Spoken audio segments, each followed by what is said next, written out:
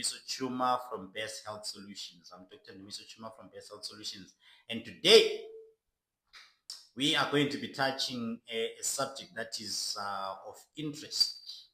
A subject that is of interest to myself and the rest of the Best Health Solutions team members. Something that we're really passionate about.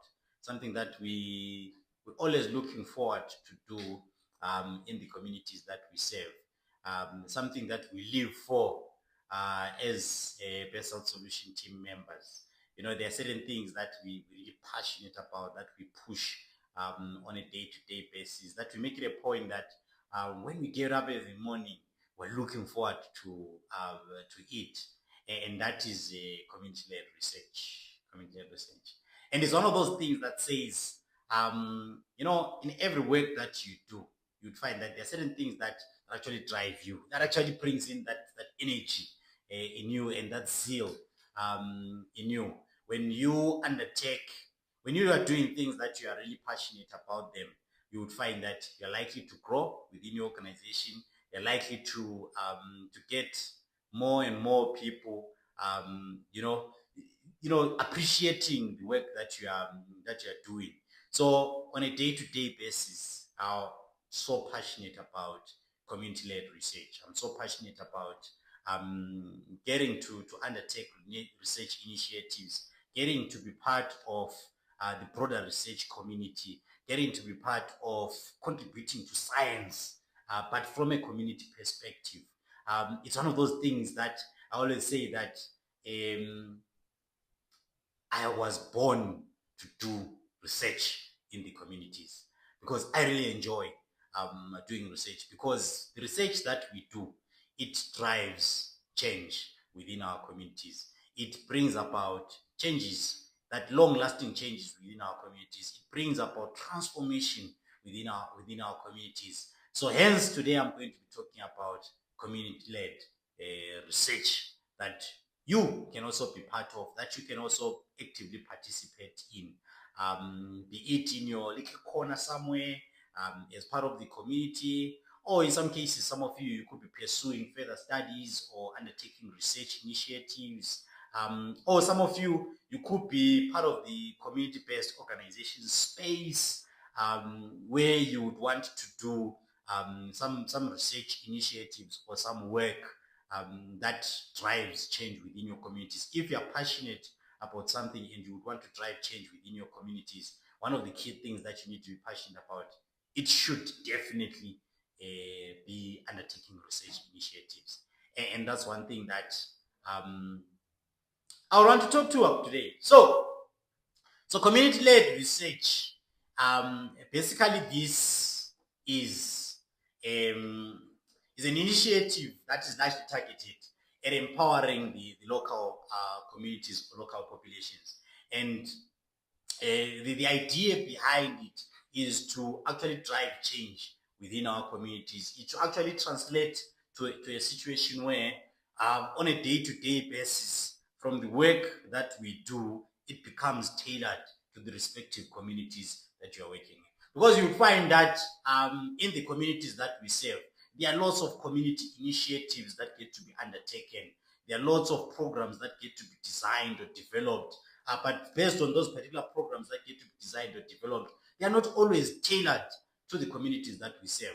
So it is key and critical that as community-based organizations, we take a leading role in ensuring that the programs that we do at a community, in our locality, they actually actively involve community-based organizations. That community-based organizations, they are an active participant, or key population groups, or the communities that we serve, they're an active participant in the day-to-day operations, into day-to-day implementation of our programs. And one of the key things that these community-based organizations or these community people need to play on a day-to-day basis when it comes to program implementation is that they get to be not only be part of the implementation or to be part of the people that get to be mobilized.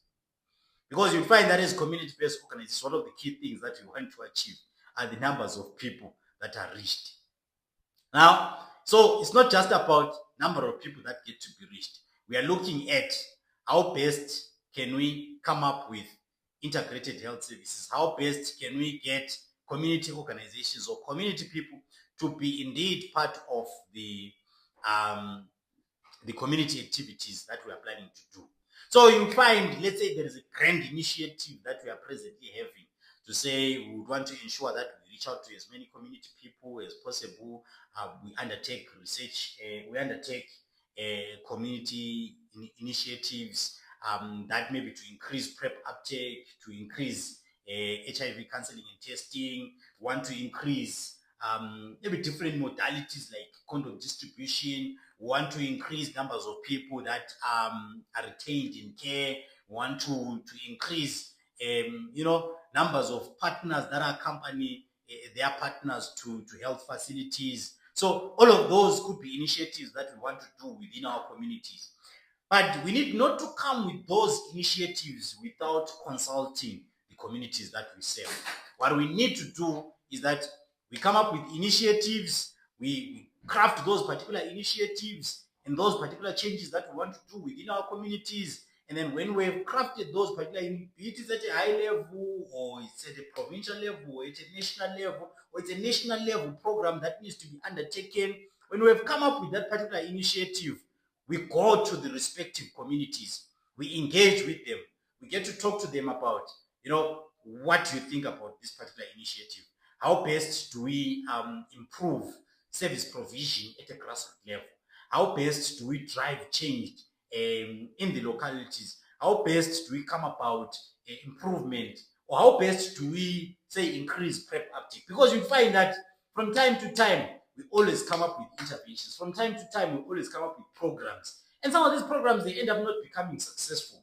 And largely, it's because some of these initiatives that we come up with, we're like parachuting them into the communities. We're like bringing them into the communities without consulting the communities, without getting communities to be active participants in terms of crafting, molding of the initiative that we are planning to do. So it is key and critical that as community-based organizations, when we come up with community-level initiatives, as civil society sectors, when we come up with community initiatives, when we want to increase, let's say, testing of community people, when we want to increase, let's say, retention in care of community people, when we want to increase engagement with the communities, when we want to increase sensitization of communities about access to health services, we get to make sure that they are active participants in that particular initiative. So community-led research is one that brings in those elements. It's actually a manner through which we empower local communities or local key population groups to actively participate in the research process and ensuring that studies are relevant and beneficial to their specific needs. And some of these key things can easily be achieved. Oh yeah, Patience Langer, I see you have already posted a question there. How does the organization ensure they truly represent the voices of the communities? Perfect. A very good questions. And one of the key things that as community-based organizations we need to do is that we make it a point that, like you are putting it, that we are truly representing the voice of the communities. And those are some of the things that we're going to be talking to actually today, and how we can potentially do that within our question. Very, very key and the critical question. And just to answer that question straight away is to say that the starting point when it comes to the work that we are doing in the communities is to ensure that there is active participation of those particular community members. And one of the key things that we always do as civil society organizations is that we reach out to the communities within the districts that we're serving or within the catchment area of our community-based organizations. What we do is that we reach out to the different sectors that are serving within our communities. We reach out, let's say I would want to do a program that is targeted at men, and I'm part of the research sector. If I'm targeted at men, I'm going to reach out to people within the men sector. And so that I can go to that particular community, to the community that I'm working within, and then we engage with those particular men. If, let's say, I want to go in and target the LGBTQI community, I'm going to go in and say, okay, these are the people that I want to target, and then I'll come up with interventions or strategies through which jointly come up with intervention, or jointly come up with tools or data collection tools that will be used jointly between myself, who's in the research sector, and those that are in the LGBTQI sector, to go into the community. For example, the faith-based sector is coming up with a study, let's say it's targeted at youth. They want to increase uptake of services amongst youth, or they want to increase sensitization of youth within the communities. What they will do is that they will then, the faith-based sector will then reach to the youth sector so as to increase those kinds of engagement between themselves as the researchers and the respective communities that they'll be working with. So that is a key and a critical step when it comes to the actual design of the programs, when it comes to the actual crafting of the programs, to say that you don't bring in the targeted communities, you don't bring in the key people from the communities at a stage where you've already crafted your study, at a stage where you have already collected the data. They need to be involved from the conceptualization of your study. That is why you find that as civil society organizations, one of the key things that we do is that we get other civil society leaders to actually participate in the crafting of the study. For example, the most recent work that we are doing, we got the different civil society sectors to actually craft, to actually come up with the different topics, to actually come up with the different initiatives that could be undertaken in their communities. When they've come up with those particular topics, we know 100% sure, because they belong to that particular, say, key population group or to that particular sector, they've got an in-depth understanding in terms of the challenges that they're facing in those particular communities. And then when they've crafted those, we then sharpen those particular ideas jointly with them. So we then develop the data collection tools jointly with those particular groupings or with those particular sectors. So that way, we ensure that the work that gets to be done is actually tailored to the communities that we are serving. We ensure that the work that gets to be done is relevant to those particular community groupings, that will be working with. So that is one thing that is very key and critical, particularly at the initial stages where we're doing conceptualization of our work. We make it a point that we actively involve the key population groups, we actively involve the targeted communities when it comes to the work that we do. So that is the starting point. Actively involved in the design of the program, actively involved in the actual implementation of the program. This involves getting them involved in the process of data collection. So you find that if you want to go and collect data amongst youth, you must be a youth. Now, it is true that some of us, we want to undertake our studies for research, for academic purposes and all that. But if you are coming up with a program that is tailored for a community and you want to target adolescent girls, you must be an adolescent girl. Now, the best way to go around it, if you are not an adolescent girl, you're an adult and you want to reach out to adolescent girl, you could capacitate some adolescent girls to assist you in that particular process. You groom them in the direction of saying, train them how you collect the data, how they analyze the data, how to engage, how to facilitate the dialogues. You train them on those particular aspects. Then when you've done the training, and then you allow them to go and collect the data. Of course, there are people that are skilled in terms of how to engage with young people and all that. But it is always good to get the youth to engage with youth. For example, it's good for a man to engage with men. It's good for women to engage with fellow women, so that, there isn't that part of like some of the barriers that might exist in the process. And there's that, in some cases, there are some cultural aspects that come to play, like how do you address the other person when you are from the other gender or the gender identity. So there's an aspect to do with, we make it a point that when we craft our programs to ensure active participation and to ensure that the different stakeholders, they get to be involved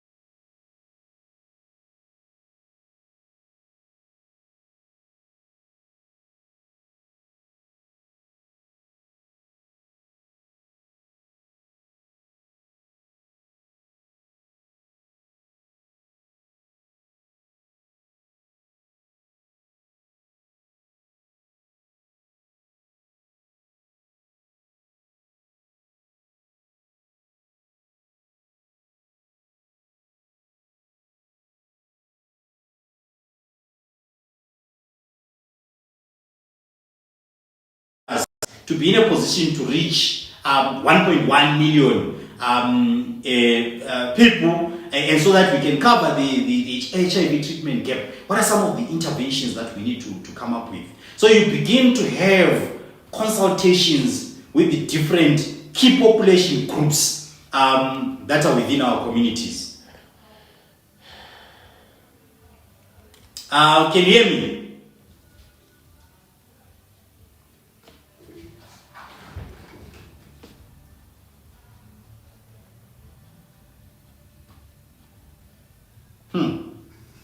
Can you hear me?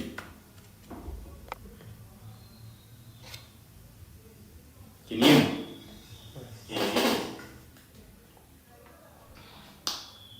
Okay, perfect.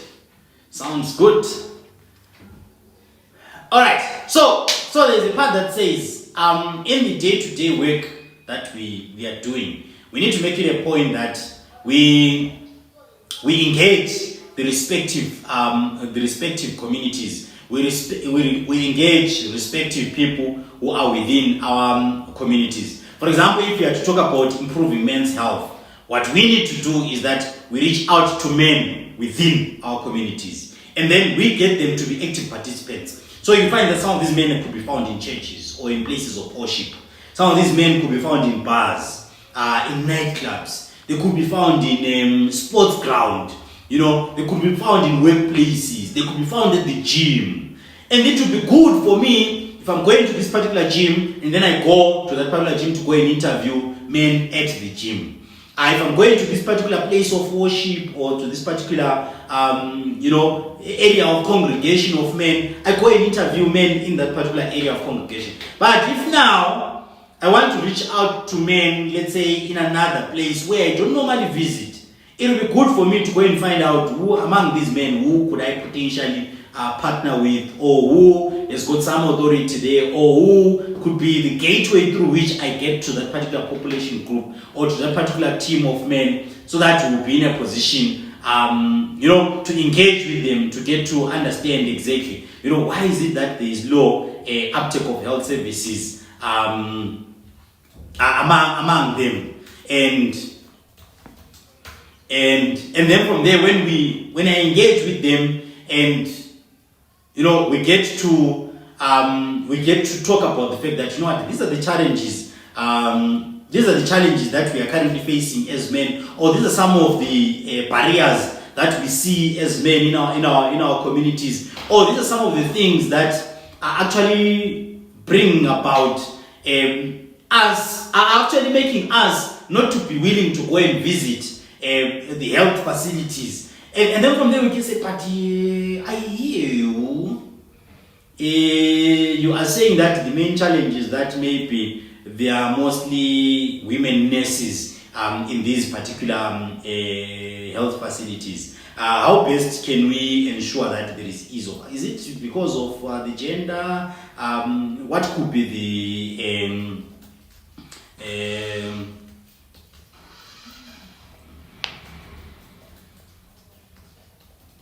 what could be the main challenge that you could be facing in your community that is translating you not to be in a position to visit these particular health facilities? And then from there, they would then give an indication to say, no. Actually, maybe it's a problem with the fact that I feel uncomfortable, or it's because of waiting time in these particular health facilities. They're like, oh, okay, apart from, and being uncomfortable, I hear you that you're talking about the waiting time that is at these facilities that is making you feel like not going to these particular health facilities. And then from there, you'll be like, okay, so how can we do it differently so that we can increase access to these health facilities in the communities that you that in this particular causes a health facility that is closer to you. And then from there we can then ask to say, we can then even give them options to say, what if we got you not to stand in the queue, but we made a prior arrangement because there is someone who's working in this facility, and we can link you up with the nurse or with someone who's working in the facility, so that when you get there, you can go straight to this particular and to this particular individual, and then from there they can provide you support at the facility. So would that be comfortable with you? So at that particular moment, what you are trying to do is to get an understanding to say, I understand. Generally, people are saying men have got low health-seeking behavior.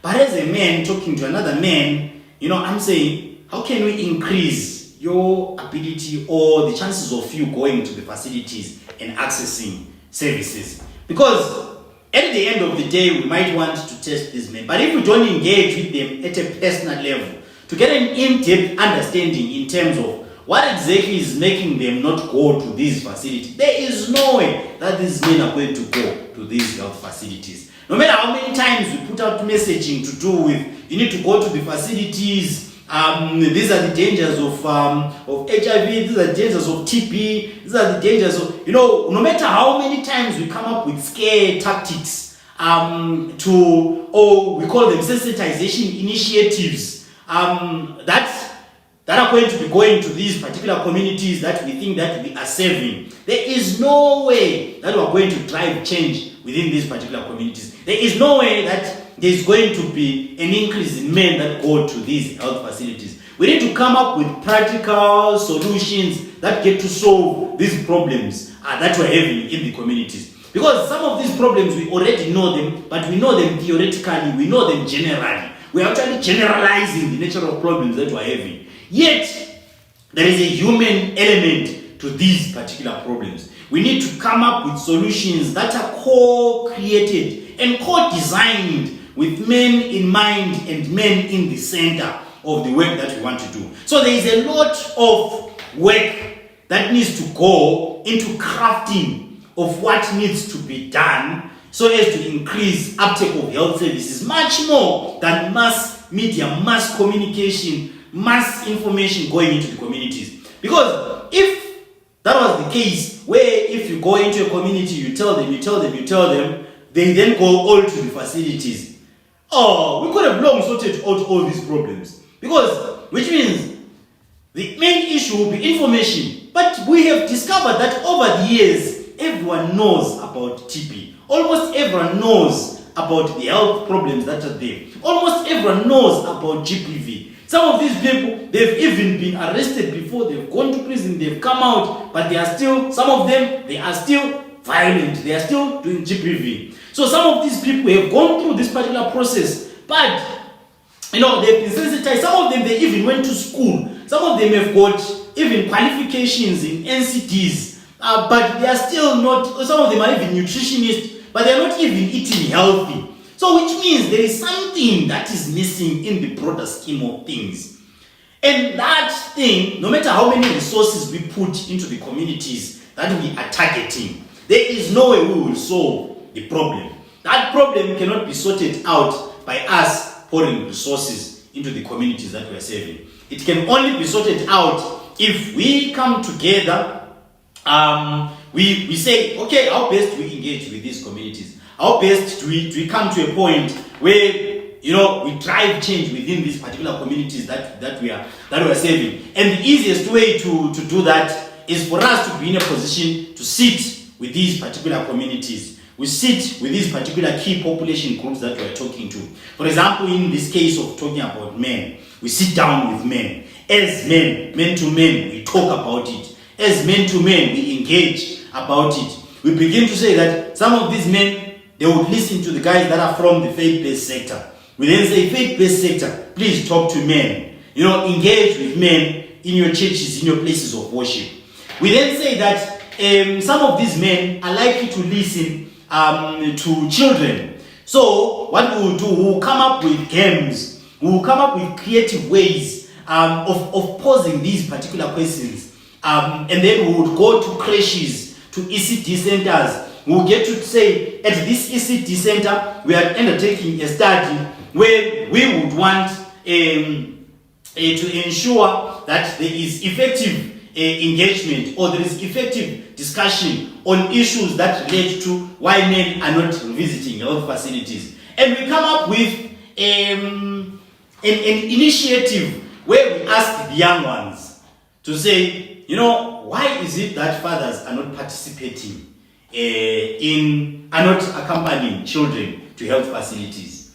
Why is it that uncles are not accompanying, children to health? We're not directing it at their father, but what we are doing is that we are talking generally. To say, they've been asking to say, there's this story about John who is married to Zippo. And John got Zippo pregnant. And then when she was pregnant, she was going to the health facility alone and coming back, tired, but still she had to cook.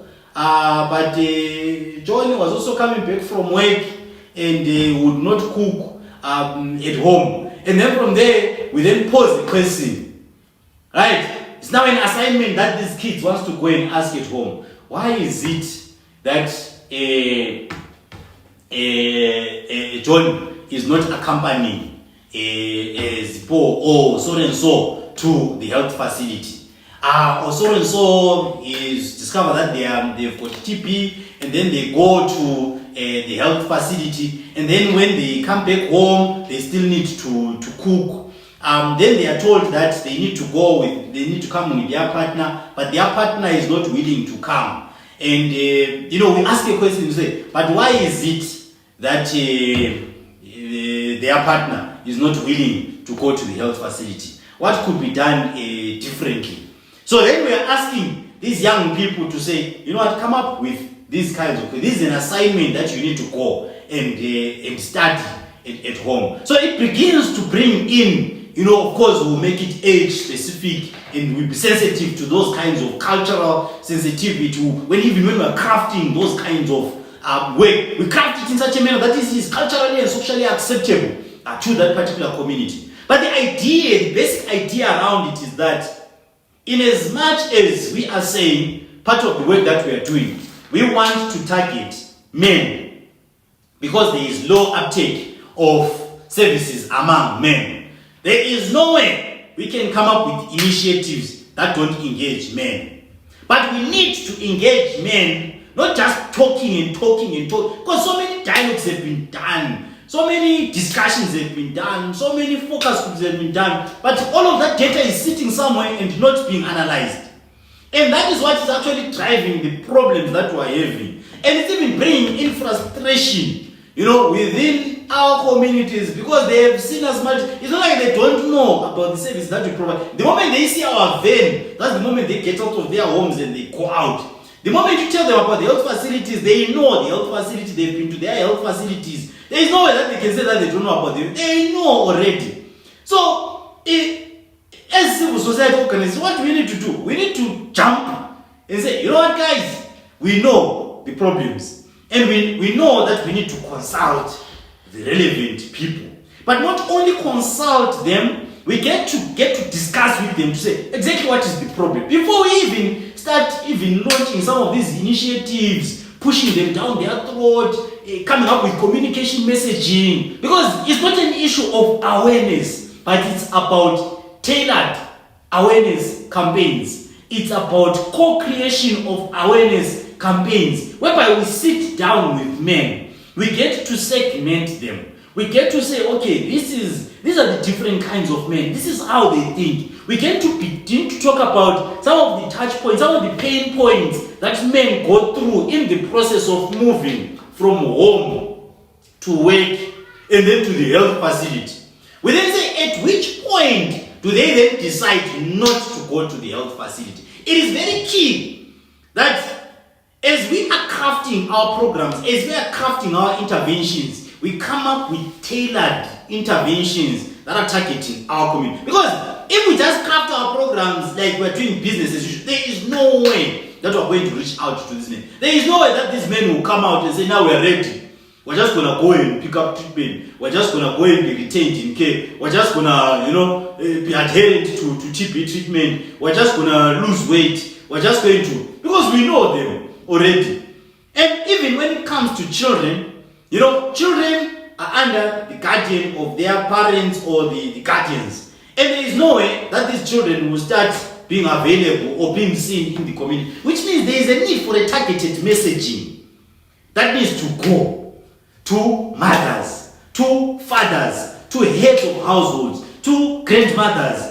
All of those people, we need to have a targeted messaging. And that targeted messaging needs to be done by communities, with communities. It needs to be a co-created targeted message. Because if we don't co-create the message, we just do business as usual, whereby we sit as academics, we sit as, healthcare workers, we sit and then we say that we're gonna come up with a generic message, and that message will be of no value, and that is not going to drive innovation.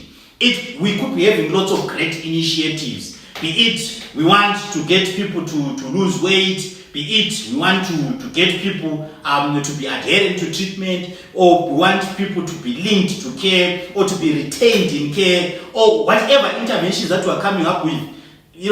Messaging, it has gone out. There is a lot of messaging that is out there. There is a lot of community sensitization that is out there. And there is no way that at this particular stage we can say that people are not sensitized in the communities. People are sensitized.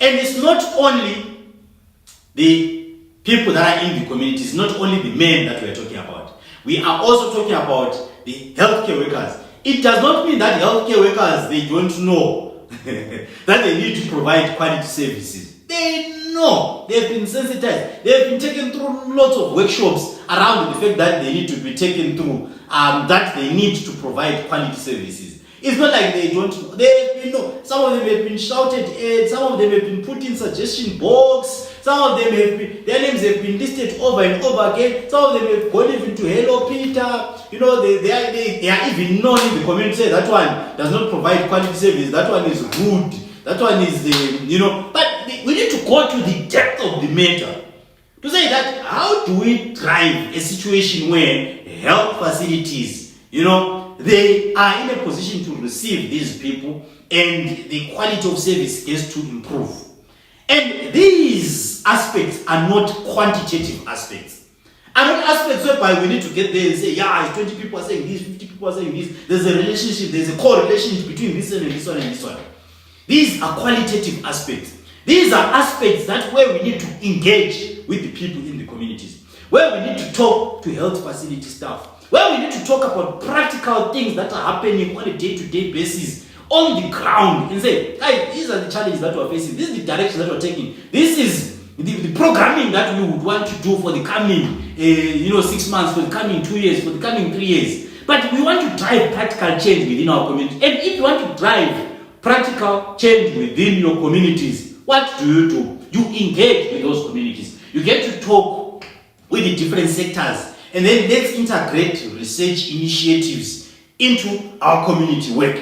Let's integrate research initiatives, practical research initiatives, whereby we are getting there with a children's eye. We are getting there with a children's mind. Because a child, when they come to you, they ask you a question. The next question will be, but why?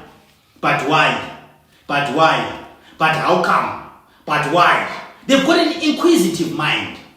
So as civil society organizations, as community-based organizations, as we design our programs, as people within the communities, as students within the communities, as we design our programs, we must have that mindset of saying, but why are things happening in this particular fashion? Particularly if the design of our programs is targeted at driving change within our communities. If the design of our programs is targeted at driving change within our communities, it might be tailored, it must be very specific, it must come with interventions that touch on everyone's pain point. It must address practical issues that community people are facing with. And it must segment people to say, there are certain people that have got a mindset like this one, and this is how they think, and this is how best we can do in the reach out to them. For these kinds of people, this is how best we can reach out to them. There is no way that we can say that everyone is through the radio because they are in the community, so it's a community radio station. Not everyone reads the radio. There is no way we can say that billboard, everyone. Billboard. If it was an issue of knowledge, we could have long sorted out this problem.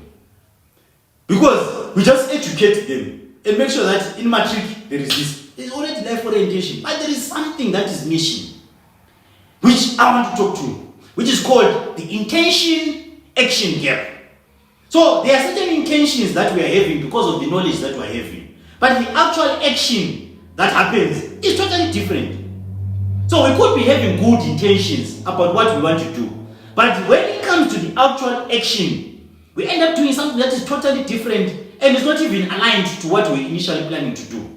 And those are some of the key things that we need to be thinking about to say, how do we bridge this intention-action gap?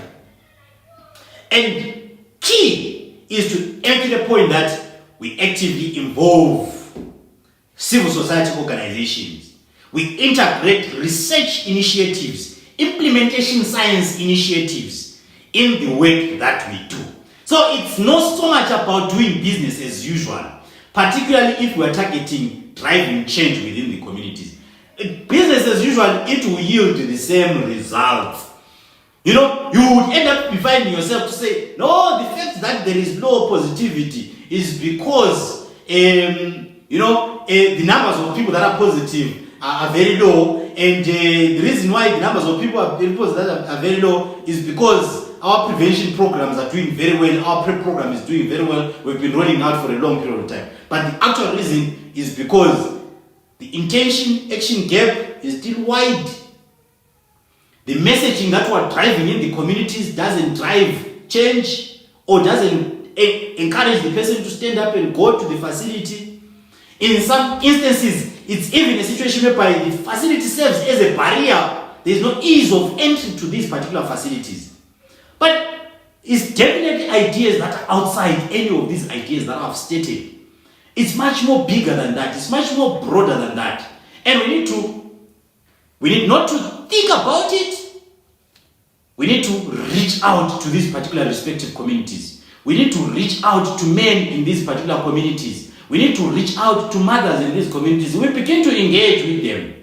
Otherwise, we'll end up wasting lots of resources if we don't have targeted messaging. In some cases, what we do in the health space, we do hotspot mapping, or we look at areas of concentration. We do all these geospatial mapping initiatives.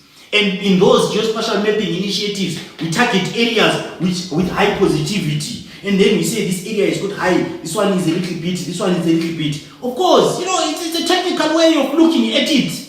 But the truth of the matter is that these things are largely not quantitative in nature. The challenges that we are dealing with, they are primarily qualitative in nature. We are dealing with issues that are actually qualitative in nature, where we need to understand the dynamics, we need to understand the community, we need to understand the manner in which people behave, we need to understand human behavior, we need to understand, like I said, the intention-action gap. How do we bridge that particular gap? How do we ensure that the people that are in these particular communities, the men, the adolescent girls, the LGBTQI community, the sex workers, they get to hit, the message hits them, and they understand and they buy into that particular message and they move with that particular message. So those are the critical aspects that we need to talk to when we talk about community-led research. When we talk about community-led research must take center stage in the work that we do. Right now we're heading towards World TB Day. There are 6 sectors that are busy doing incredible work, where they are reaching out. For example, the faith-based sector is reaching out to youth via also the youth-based sector, where they are saying, let's engage with the youth in the communities. Because they see value in us addressing issues to do with access to TB services, even in churches, even in areas of congregation, areas of worship. They are saying that let's come together, let's engage with the youth, but they are getting youth to engage with fellow youth. So all of those things, they are a clear indication that at least they are heeding to the call. To say it's not so much about the numbers. It's a lot more to do with the nature of messaging. Who are we targeting? How are we targeting them? And then from there we package messaging in such a manner that it is acceptable to the recipient of the message. Because we need to, after collecting that data, it's not so much about data collection. Because we've been doing lots of community dialogues and all that. It's more about co-creation of the messaging. whereby we jointly co-create the message to say, for men, or for this particular grouping of people, or for people that behave in this particular fashion, or for people that believe in this particular fashion, or for people that have got these emotional aspects get to be evoked when this messaging comes to them. This is how best to package this messaging so that it's culturally, socially, and emotionally acceptable to them. So that's how far we need to go when it comes to tailoring messaging. We need to make it a point that our messaging is much more targeted and tailored, not a generic statement. Fine, we can have generic statements to say the campaign is focused on this and this and this, but we need much more targeted messaging when it comes to health communication. Otherwise, we'll do this work now, we'll do it next year, we'll achieve the same results that we achieved even in the previous year. But if we package it differently, if we come up with different interventions, we are going to drive change at a community level.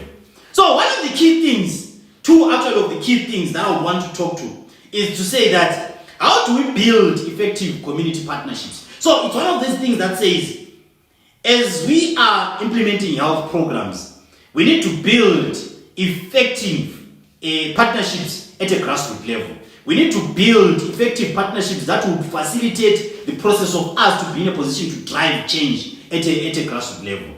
And as civil society organizations, the good part about it is that we are already working with different stakeholders. And by design, the civil society space, we've been segmented in particular civil society into 18 sectors, where we've got the LGBTQI sector, the women's sector, the children's sector, the men's sector, the NGO sector, the research sector. And all of these, they are targeting different groupings of people within the communities. So, and one of the key parts is that they are what we call district AIDS council, local AIDS council, provincial AIDS council, and in these AIDS councils, we are bringing in different stakeholders, where we've got Department of Health, Department of Social Development, Department of Education, some cases Department of Agriculture, and other departments within. And then we begin to engage about some of these challenges. So it is key that as sectors, when we do our research initiatives, we sensitize these different groupings of people. We sensitize other sectors within your district. You sensitize these, social development, health, education. Department, we are presently undertaking this particular study. We are presently undertaking this particular initiative to find out, to say what are the challenges that are being faced in the communities, how best to improve service provision, how best to increase access to services among this particular population group, among men, among children. So we need to sensitize them from the conceptualization of the study. I am conscious of the fact that some of these studies, they get to be crafted for academic purposes.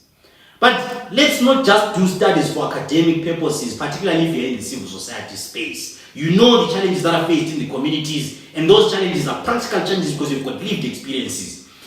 Get yourself involved in the district or in the local or in the provincial.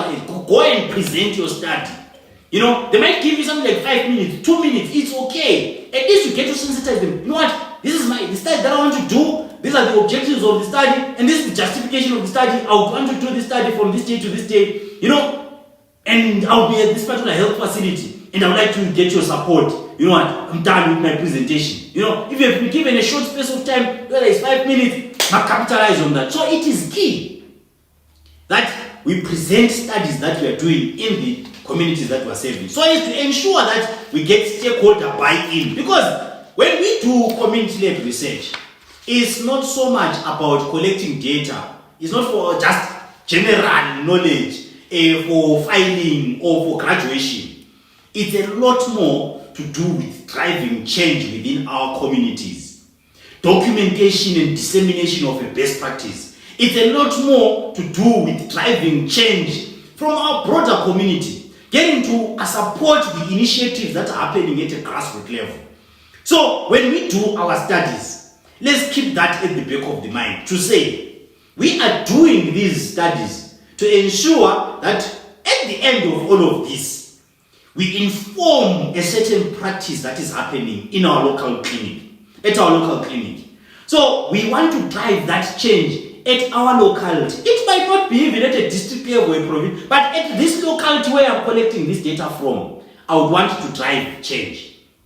And that is very key and critical when it comes to practical implementation of these programs. Hence the value of stakeholder engagement. So it's very key that we engage the stakeholders that are involved in programs. Department of Social Development, Department of Health, at a health facility level, the sister in charge, all those key people that are in those particular health facilities. You say, I'm doing this study within your catchment area, and this is what I want to find out. And then this stakeholder engagement also involves engaging with the key groups that you want to target. For example, I was giving you an example to say, let's say you want to increase uptake of health services among fathers.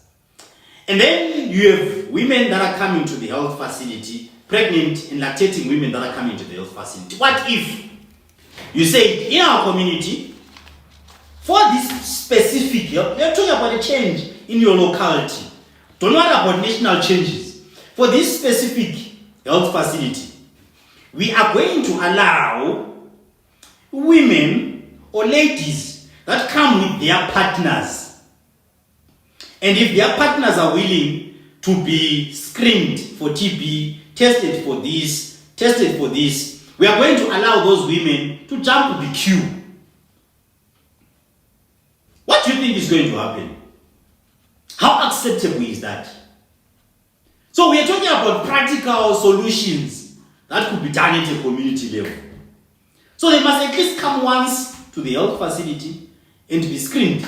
If it's the father of the child, they come once to the health facility and be screened.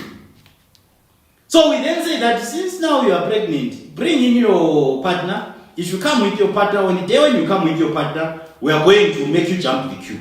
The woman would make a plan to make sure that that man comes to the health facility. They might not be the real partner, but at least they will be having someone who accompanies them to that particular health facility. At the end of the day, in terms of men, we'll have ticked men visited the health facility.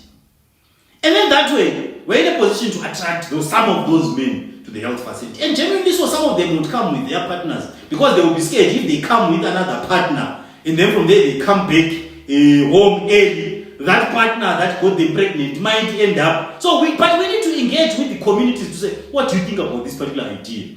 What do you think? Will this increase men coming to the health facility? Do you think that this will drive change within our locality, within the communities? So those are some of the things that we need to think about. But we need not to think about them in these sessions where we are sitting in the boardrooms and all that. We need to go and engage with men. We need to go and engage with women and say, what do you think about this idea? What do you think are some of the changes that can happen as a result of this particular intervention? How can this be done differently? So that's some of the things that we should be talking about in the communities to say practical solutions when it comes to our facility here. So that when we then come up with those kinds of changes, we test them at a facility. We then say, instead of you coming with your partner early in the morning, rather come at 2. And then at 2, we know that we're attending to these ones, and that are coming in with their partners, or rather come at 4. So between 4 and this time, this is what is going to be happening. So those are some of the key things that I would want us